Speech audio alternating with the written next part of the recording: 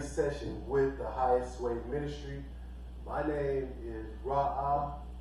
I am the teacher, and I am going to do a short lesson in regard to the memorial of the blowing of trumpets. If you are seeing this lesson, it means that the moon has been sighted on October the 4th, 2024, and that marks the first day of the 7th month.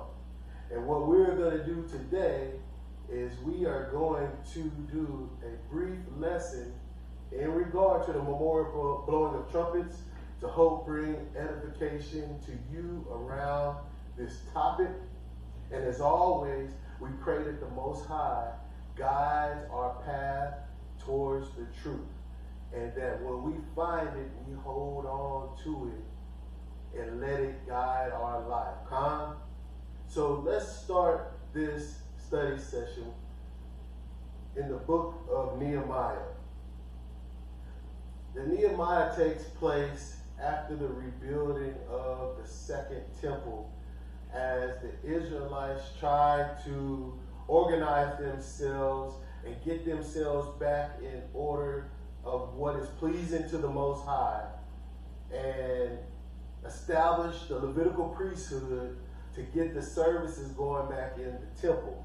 So one of the things that had to happen is the people had to be re-educated on Torah. So let's pick it up, and let's pick it up in verse 1. Nehemiah 8 verse 1 says, "And all the people gathered themselves together as one man into the street that was before the water gate. And they spake unto Ezra the scribe to bring the book of the law of Moses, which El had commanded to Israel. And Ezra the priest brought the law before the congregation, both of men and women, and all that could hear with understanding, on the first day of the 7th month." See, that will be today, the first day of the 7th month of the Most High Elyon's calendar, right?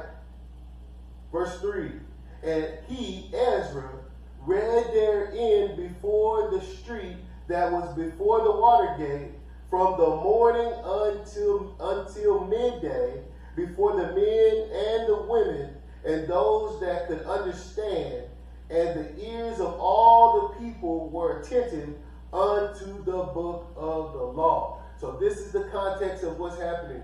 The people have to learn the laws of the Most High given to Moses. So Ezra comes before the water gate, before all the congregation, and he reads them what thus said the Most High. So let's drop down to verse 8. Now watch this in verse 8. "So they read in the book, in the law of El, distinctly, and gave the sense and caused them to understand the read." So this lesson is not for the Israelite that's trying to be a teacher, the person that's right, that knows all the scripture, that can't have discourse, the one that knows what they're doing. I got my God, I got my religion. Like, the THWministry is not for those type of people. The people that already know, or the people that say, I'm called to teach, will go teach. This is for those that want to learn, right? And if you already learned, then this should be a refresher if you have the humbling spirit to learn. So what we're doing is just going back through the understanding of why this day is so important. Because if you can't find this day, then you're not going to find atonement, and you're not going to find tabernacles. So he took the book of the law, and he read to all that could get understanding, and he tried to make sense of the law, because they had been in captivity and they had not been following the ways in the past of the Most High. So when you look at Nehemiah 8 and 8 in the New International Version, it reads, "They read from the book of the law of El, making it clear and giving the meaning, so that the people understood what was being read." So that's my goal here, is to help bring understanding about what is being read. What is it, Raah, that you're talking about? What are y'all doing over there at the THWministry? Well, brothers and sisters, we're doing what was written in Torah and what says the Most High to the children of Israel. So when you read it, Nehemiah 8:8 in the New Living Translation, it reads like this. They read from the book of the law of El and clearly explained the meaning of what was being read, helping the people understand each passage. So that's what you find when you watch a Highest Way ministry. It's not to teach over your head. It's to bring the people that are at a low state of understanding into a higher state of understanding by making sense clearly of what is being read in the scriptures. Why don't you know it, or why isn't it practiced at your church? That's something you have to ask your spiritual leader and your pastor. So let's keep going. So memorial blowing of the shofar, right? So that's what this day is about. So let's look at the word blowing, right? The word is teruah. So with the shofar, which this is a small one, we have a larger one right there, but it is a acclamation of joy. Hebrews 86:43 in the Strong's Concordance. It's an acclamation of joy. It's a blowing of trumpets. It's a jubilee. It's a loud noise, right? It is a shout of joy with religious impulse, right? So shofars are blown at wartime, and they're also blown during a time of joy, which this day is supposed to be a joyful day. So when you blow the shofar, it has many meanings, right? But there's only one high feast day that's mentioned in Leviticus, in which it tells you clearly in the title of it what you should be doing. So the main thing we should do, as always, we blow the shofar in the new moon, but specifically, this is the new moon of new moons. So let's look at the word trumpet, right? Or shofar, trumpet, shofar, right? Hebrews 77:82, shofar is, it says a cornet, a trumpet, a ram's horn, right? A ram's horn that is designed to make a clear sound, a musical sound, a distinct sound, right?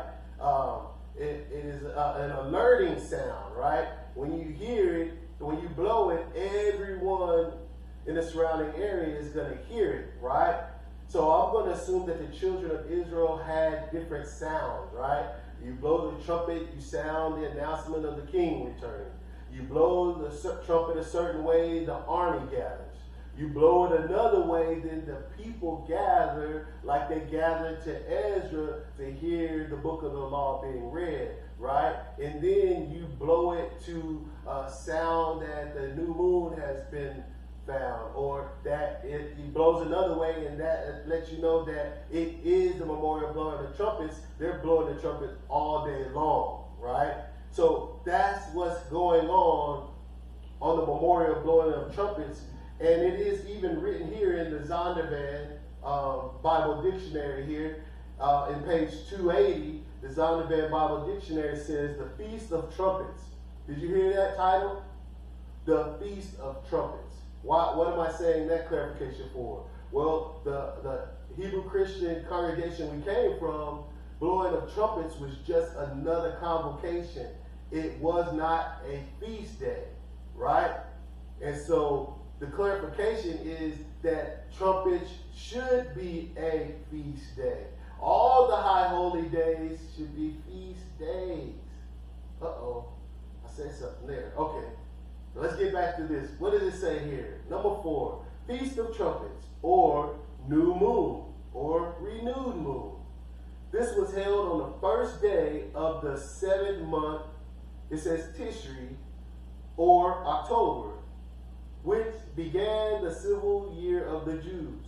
It corresponded to our New Year's Day, and on it, from morning to evening, horns and trumpets were blown. And it says, after the exile, the day was observed by the public reading of the law and by general rejoicing. What? Rejoicing. You're remembering something and you're rejoicing about what you are remembering. So that's what's going on with the memorial of blowing of trumpets. On when? The first day of the 7th month.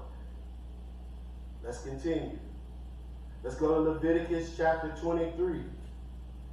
Because at the THWministry, the high holy days that we observe are only the ones given by the Most High himself, written in the book of Leviticus. So, you want to know what high holy days we keep? We keep what is written. Leviticus chapter 23, and we'll start at verse 1. Leviticus 23, verse 1 reads, And the Most High spake unto Moses, saying, Speak unto the children of Israel, and say unto them, concerning the feast of the Most High, which ye shall proclaim to be holy convocations, even these are my feasts. 6 days shall work be done, but the 7th day is a Shabbat of rest, a holy convocation. You shall do no work therein. It is a Sabbath of the Most High in all your dwellings. Number 4, verse 4. These are the feasts of the Most High, even holy convocations, which ye shall proclaim in their season.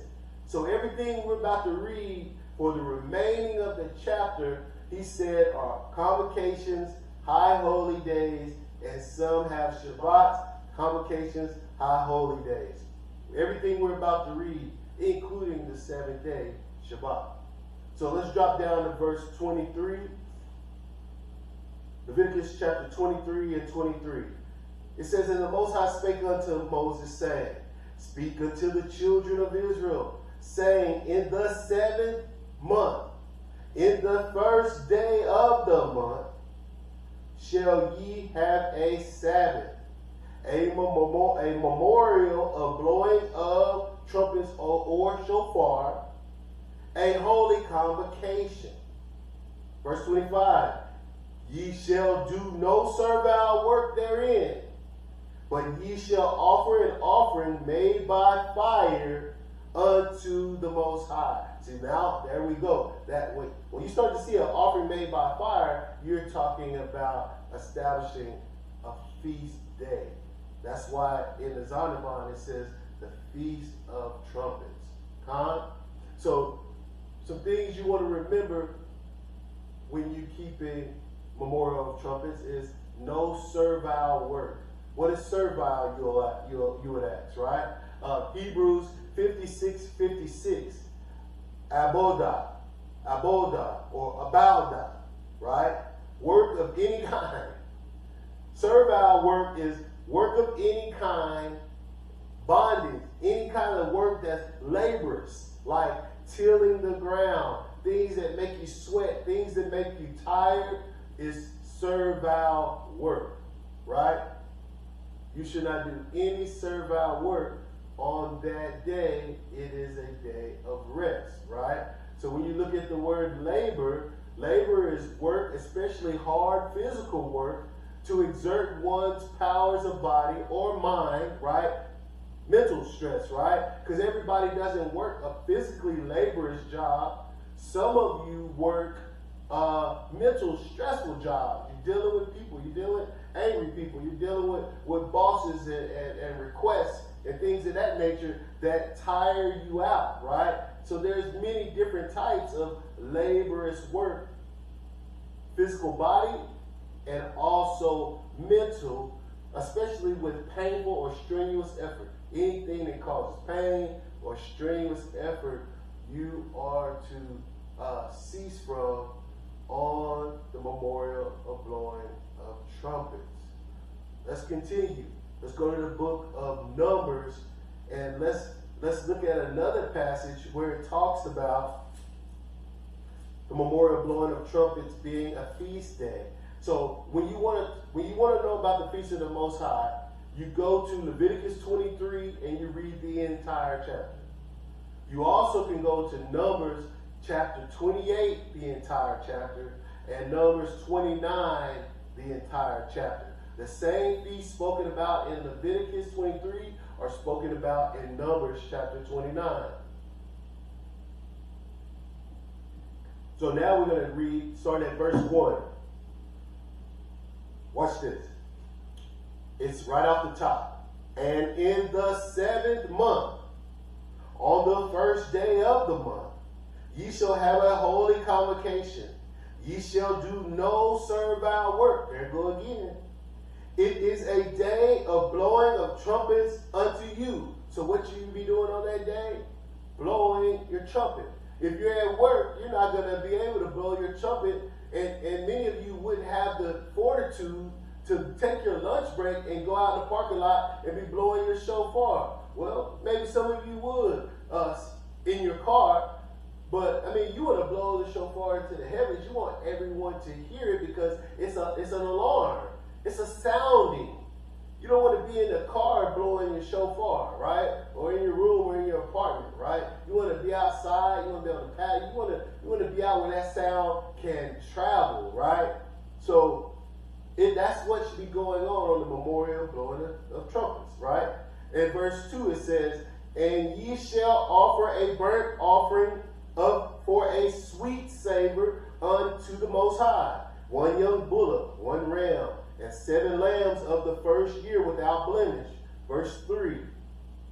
And their meat offering shall be of flour mingled with oil, 3 tenths deal for a bullock, and 2 tenths deal for a ram.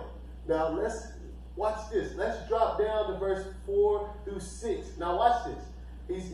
He's writing everything that should be done when the temple was established and you had the Levitical priesthood and the way that you would make these offerings unto the Most High, right? Now watch this what he said. And verse 4, and 1/10 deal for 1 lamb throughout the seven lambs, and 1 kid of the goats for a sin offering to make an atonement for you. See, atonements was made on trumpets, right? Now watch this verse 6. It says, besides the burnt offering of the month. So besides the new moon, listen, every new moon, he said there should be a burnt offering. Besides that, besides the new moon offering, and his meat offerings and the daily burnt offerings. So besides the offerings you give once a month on the new moon, besides the offerings that are given every day in the morning and the evening, besides those, right? And his meat offering and the drink offerings according unto their manner for a sweet savor, a sacrifice made by fire unto the Most High. So besides the daily offering, besides the monthly offering, besides any of the offerings mentioned from verse 1 of chapter 28 all the way into 29 and even after trumpets, like on this day, right? You already knew there was a daily sacrifice. He ain't talking about that, right? There's already a new moon sacrifice. So on this first day of the 7th month, there's already 2 sacrifices going, right? Now here's a 3rd one on the first day of the 7th month. It's the only time that happens, that you'll have a daily, monthly, and the feast offering to the Most High. That's important. That's a lot of food. That's a lot of offering to the Most High, but you know that the priest ate the offerings of the Most High, right? So like these things that we're practicing in remembrance and memorial, right? Like the people came to the priest on these days, right? These are holy convocation, holy gathering days. You think the priests are going to eat, the people don't eat? Let's keep going. We'll get to it here in a minute. But this is a lot of cooking being done on the memorial of the Lord of Trumpets. So let's look at how we found this day, right? Let's go to Deuteronomy chapter 4, Deuteronomy chapter 4, verse 19. So I pray that whenever you're watching this lesson, and if you're able to watch it the night of October the 4th, as sun goes down and you're able to see it as we observed it, then this is scriptures for you. This is something that a Christian or someone unlearned might say you're doing, but this is not what we're doing, because we know the commandments and we know not to worship creations. We only give honor and worship to the Creator. Watch this. Deuteronomy 4, verse 19. Unless thou lift up thine eyes unto heaven, right? And when thou seest the sun and the moon and the stars, even all the hosts of heaven, you should be driven to worship them and serve them, which the Most High El have divided unto all the nations, unto the whole heaven. So the sun, moon, and stars was given to all creation.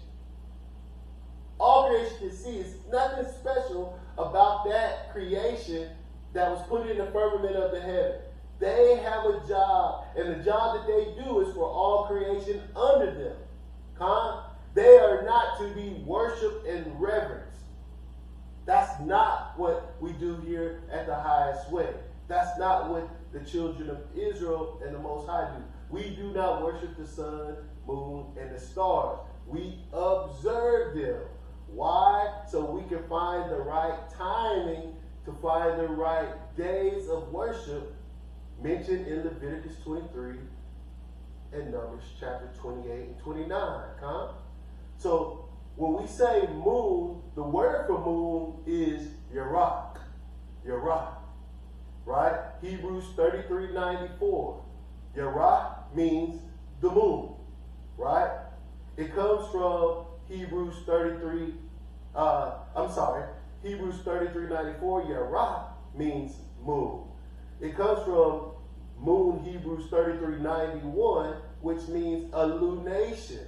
It means you observe not just one day of the moon, you observe the whole cycle of the moon, so you know exactly when the real new moon is, right?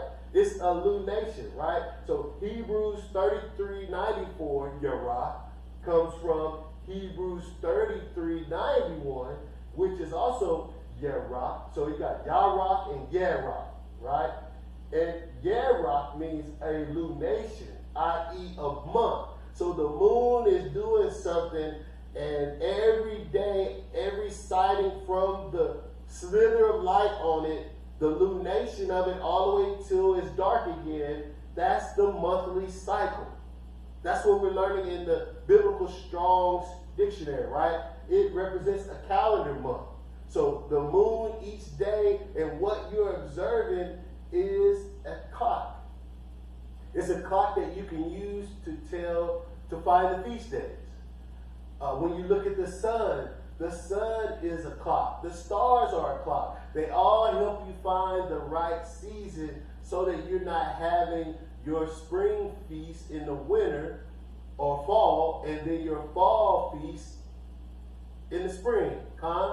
You'll be out of season. So you also got another word called Kodesh, means in Hebrews 23:18, it means to be new. So Kodesh is the first day of each month. It's Kodesh. The first day of each month on the Most High calendar is called Kodesh, right? And that means renewed. What is new, right? What has renewed, right? Sometimes you'll hear me say new moon. Sometimes you'll hear me say renewed moon. What has become new? The light on the moon has become new.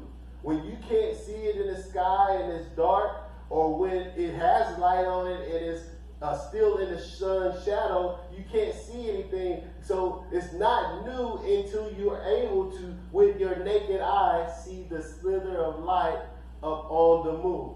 So the dark moon is not a Kodesh. A full moon is not a Kodesh because the light is fully engulfed on the moon, right? It's a full moon.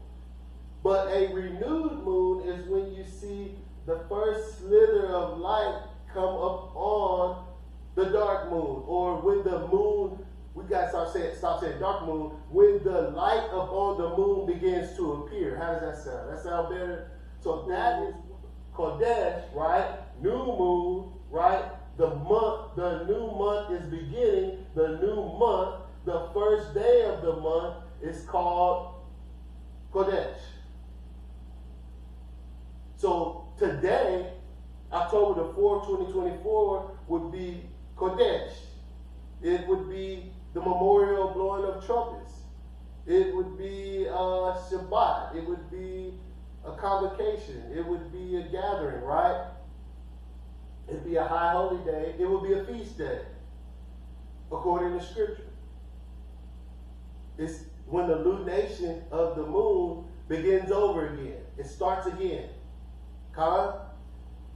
So when you look up the word lunation, you'll see the rotation going from dark to full, back to dark, right? It's waxing, growing in light, waning, decreasing in light.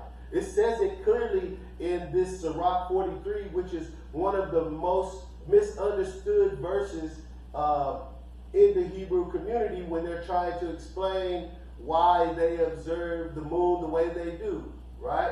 Because you got some that's starting saying day one is the dark moon, which is problematic when you have 4 days you can't see anything. So how do you know which day is the dark? Okay, so then it's also problematic when you use a full moon when, with your naked eye, I don't know how you can look at 4 days of a full moon and tell which day is the actual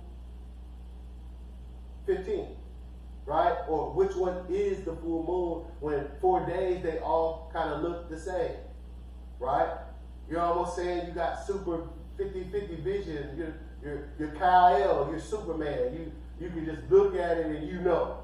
But nobody else knows. You know by looking at it with your naked eye that it's waxing or waning to the right or to the left, right? Come on. So look at this scripture. Sirach 43. It's going to be in your apocrypha, the books that was taken out of the original King James Version, right? We're going to go to the book of Ecclesiasticus, chapter 43. Ecclesiasticus 43, we're going to read verse 6 through 8.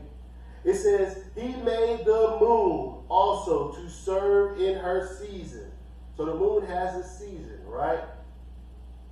Moon has its season, it has its orders. For a declaration of times and a sign of the world. So anyone can look up from any point on this terror, on this earth, and they can look up and they can see the lunation of the moon, and they can observe it if they choose to.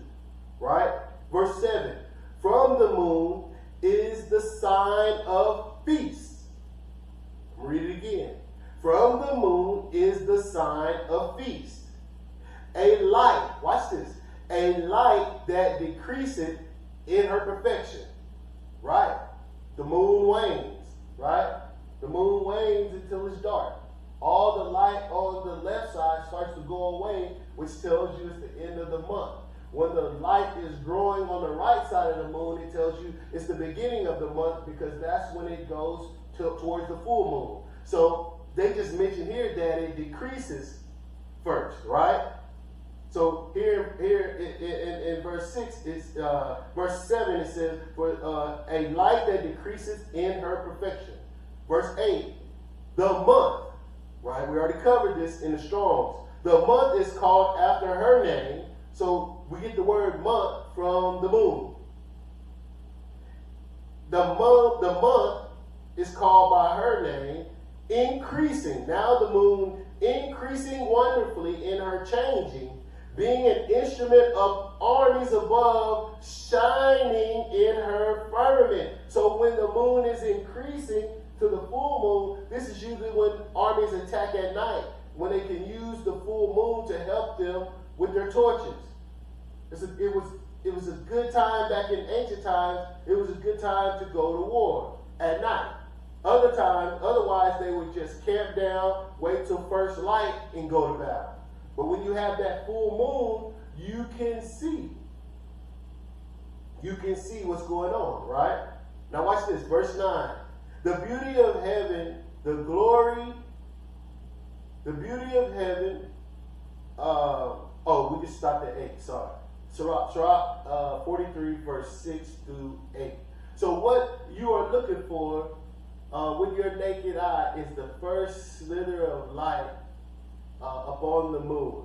So that means whenever you notice that the dark moon is coming, you would have 4 to 5 days that you should be looking every day to find when the moon appears to your naked eye, right? Nowadays we got all this technology, we got all these apps, we got these super telescopes, but really, if you're not at a high elevation, the moon is dropping with the sun in the western sky, and if you're not high enough for it to get dark enough for it to pop out, you're not going to see it anyway, right?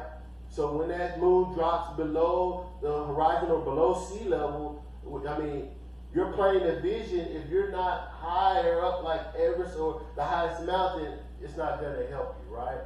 Just depending on where you live. Some people are at higher elevations. They can see around the first of the month, they can see the sky longer than we can up in the northern hemisphere, the higher north you go.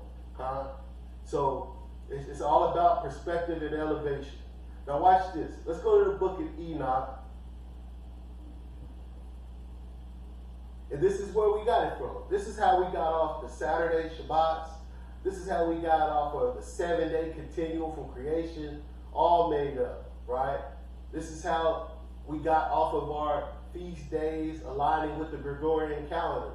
Why? When you have ancient text that tells you when the month begins. So if the month is called by the moon, and the moon is the lunation, and the first day of the moon when you can see it is the Kodesh, which is day 1, it's not rocket science, right? Now watch what it says in the book of Enoch, chapter 78. Enoch chapter 78, we're going to read verse 12 and 13. And it says, on the first day, she is called the new moon. For on that day, the light rises, the light waxes, or the light is seen on her. That's the first day of the month. Verse 13. She becomes a full moon, right? Because it continues to wax. She becomes full exactly on the day when the sun sets in the west, and from the east she rises, right? These is all things that can be tested and verified, right? I'm not claiming to be no Rhodes Scholar, no rocket science. Like, I don't master over the word of the Most High. I just read and I try to adhere and obey to what I know, right? And this is what it says. This is what I've proven, right? I've seen it. I've done it. I've seen the middle of the month. I've seen the sun go down in the west. And I've seen the full moon on day 15 rise in the east. They're on the opposite sides, right? And then it says, so the moon rises in the east at night. And the moon shines the whole night. The full moon shines the whole night through until the sun rises again over against her in the east. The moon is seen over against the sun. So they're opposite. So on the 15th day, you'll start to see the moon rise in the east, the sun set in the west, and then the next day you'll see, when the sun rises, you'll see the moon setting, and you'll see the sun rising in the east. They'll flip-flop. And so then from day 1, you start counting. This is the calendar of the Most High. This is not the Gregorian calendar, even though this is kind of set up in the box shape like the Gregorian calendar. But you start counting from day 1 to get to your feast days. And your feast days usually fall on the 8th, 15th, 22nd, and 29th, right? Because your new moon day is your first day, right? And so it's its own special day, right? Because it has its own feast. It has its own offerings and so on and so forth. So you start counting the 7 days after that, which puts you at 8, 15, 22, and 29 when you're trying to establish your calendar. I.e., counting your days are good from your new moon to find your feasts. Calendars are problematic when you start to forecast them months ahead to give to bosses and to try to get days off. It becomes problematic, right? It's not something that we should argue about. I was told by my wife, she said, we found this information simply. We should simply just go back to when we could see it and start our count from there. So I'm going to take the wise counsel from my beloved wife, and that's what we're going to do. We're going to start counting from when we see it. So let's look at verse 14. It says, on the side whence the light of the moon comes out, right? Comes out. Right? Not wanes away, but comes out. There again she wanes until the light vanishes, right? So she comes from, you start to see it on the right, and then it vanishes on the left, right? It says, as the light vanishes, all the days of the month are at end. So this is how we know the lunation of a moon. We know it's waxing, the light is growing on it, and then halfway in the month, it's a full moon.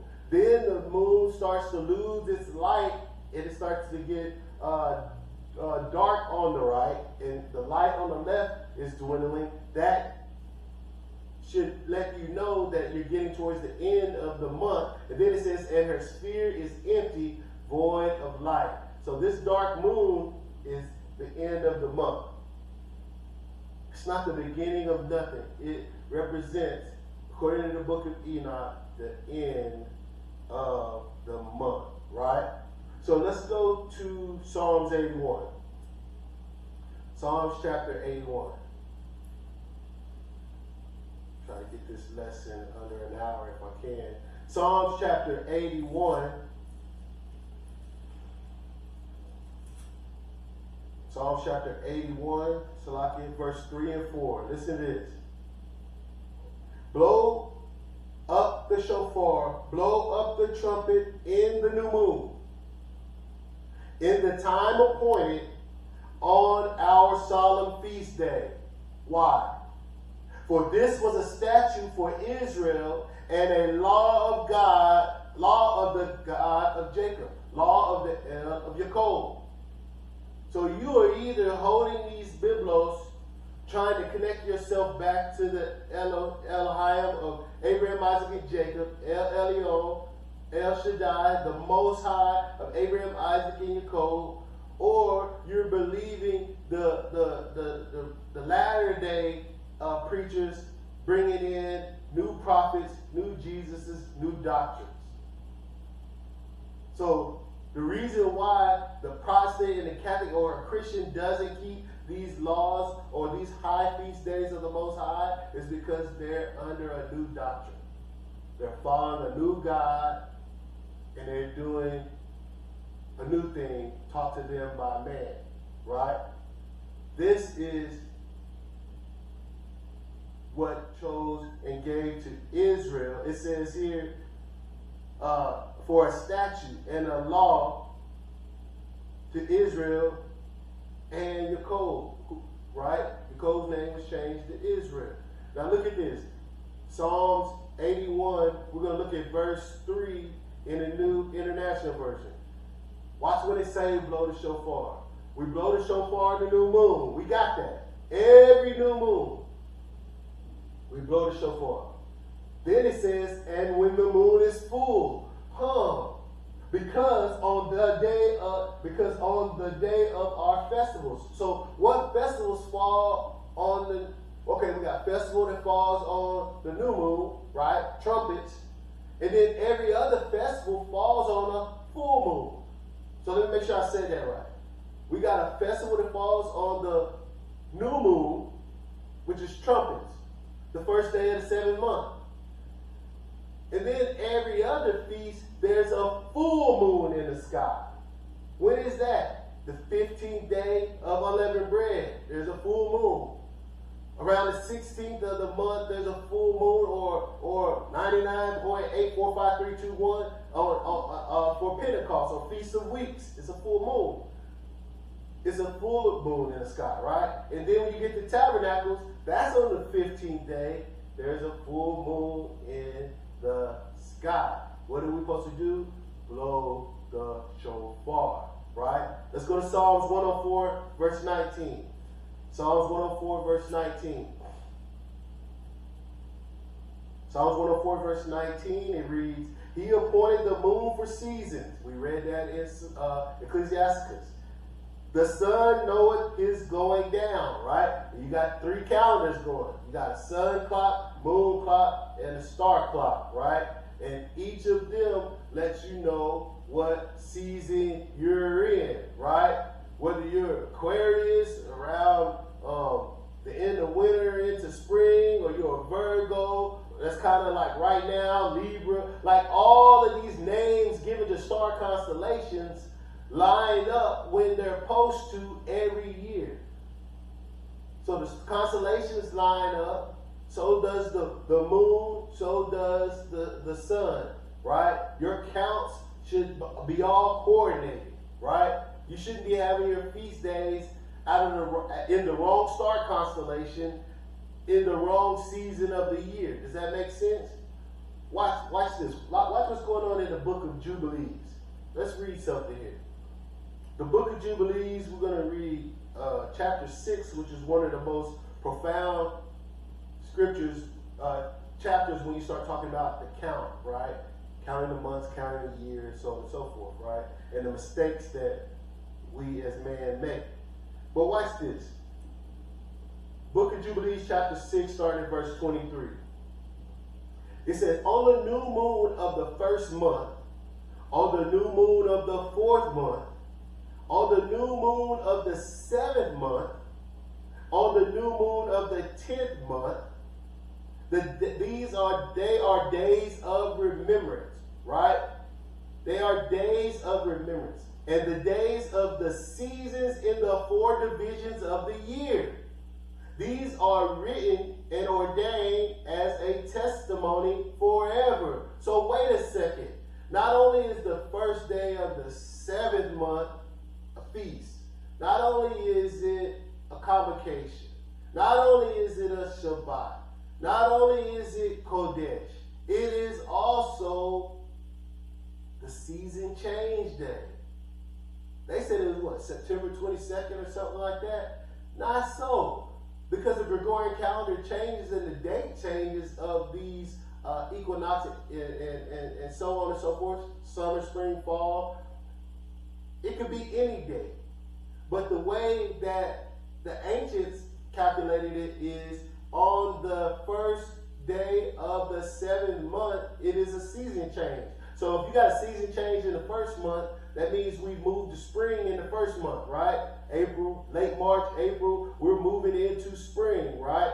In the 4th month, we're moving into summer. In the 7th month, we're moving into fall. And in the 10th month, Deca, 10th month lines up usually around December. Deca 10, right?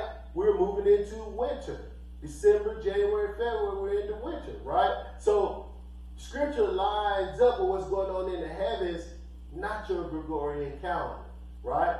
It says, so these 4 days, the new moon of the 1st, 4th, 7th, and 10th, are your divisions of your year split up into seasons, right? And then it says in verse 24, Noah ordained them for himself as feast days. So here go a second witness, not just numbers, right? But we got another witness here in Jubilees saying that the first day of the 7th month is a feast day. Why? Because it says Noah ordained them for himself as feast days for the generations forever, so that they have become a memorial to him. On the new moon of the 1st month, he was told to make for himself an ark. So in the spring, Noah was told. When was Noah told to build an ark? In the spring. On that day, the earth was dry, and he saw from the ark the earth. the new moon of the 4th month, right, in the summer, the mouth of the depths of the bottomless pit beneath were closed.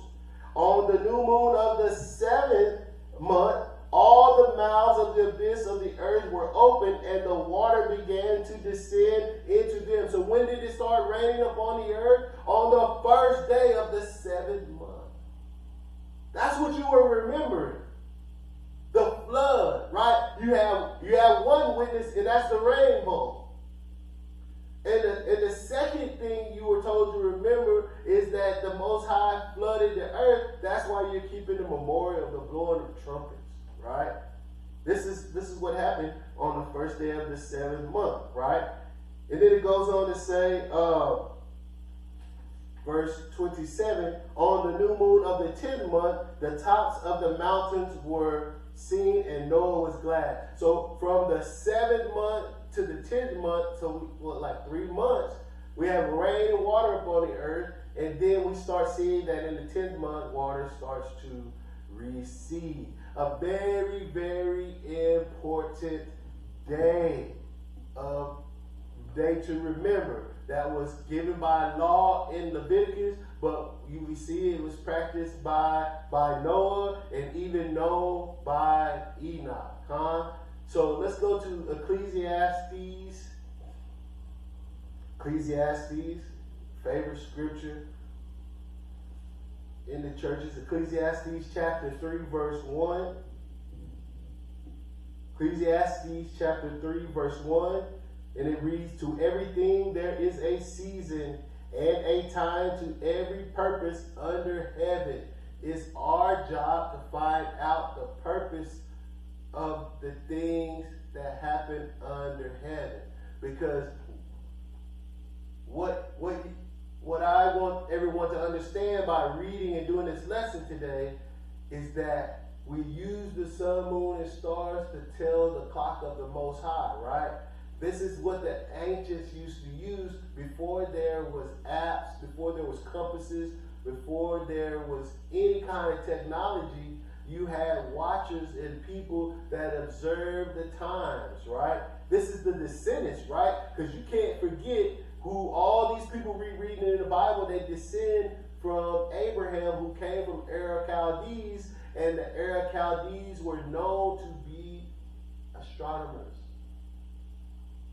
and to observe the heavens. Don't forget that, right?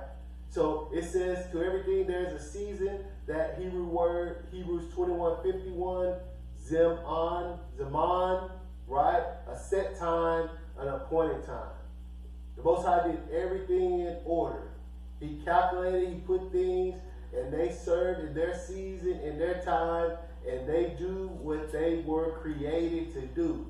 Right? You know who is the only creation that don't do what they were created to do? That's mankind. That's mankind. We are not doing what we were created to do. Let's go to Deuteronomy chapter 12, verse 22. Deuteronomy 12 and verse 28. So like it. Deuteronomy 12, chapter 12 and verse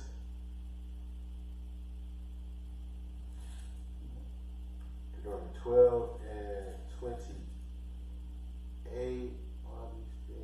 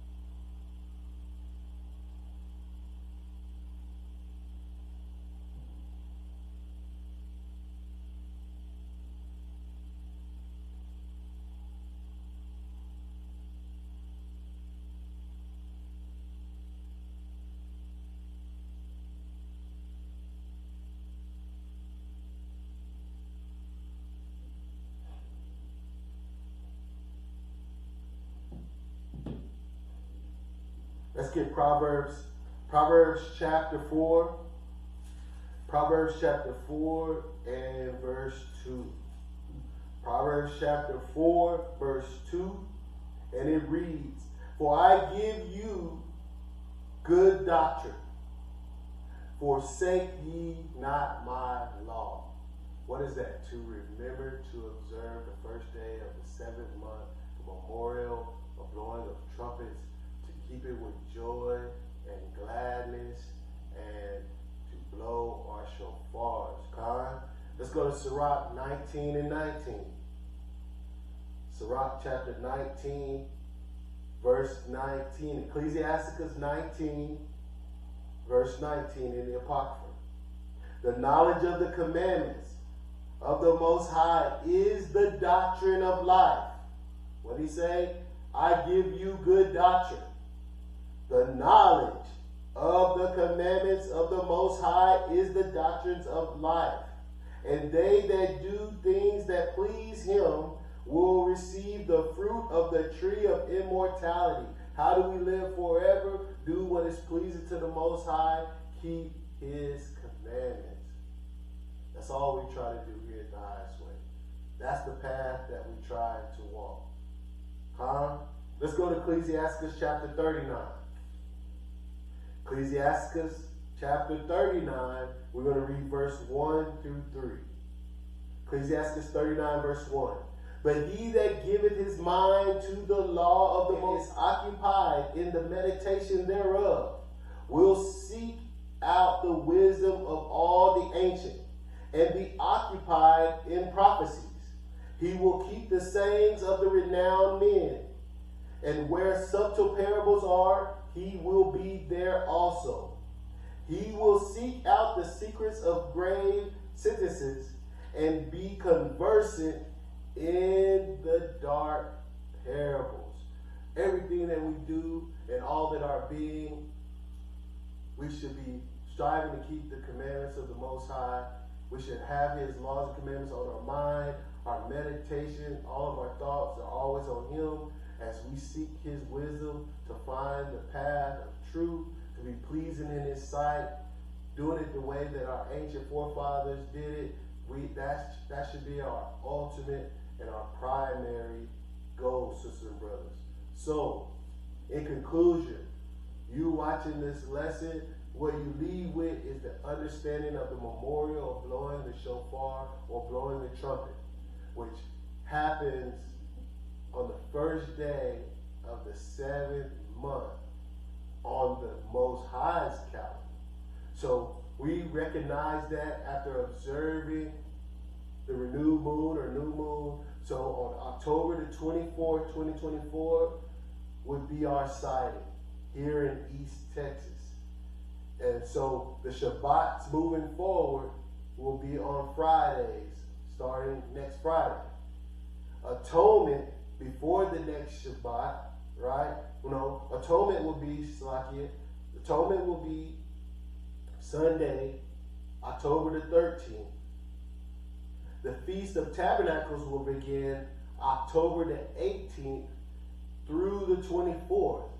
And then we'll have the 8th day of the Most High on October the 25th. And those dates, the 8th day, Tabernacles, and Atonement, cannot be accurate without finding the new moon, Kodesh, on the first day of the 7th month, which today, October the 4th, 2024, represents. Well, I pray you learned something.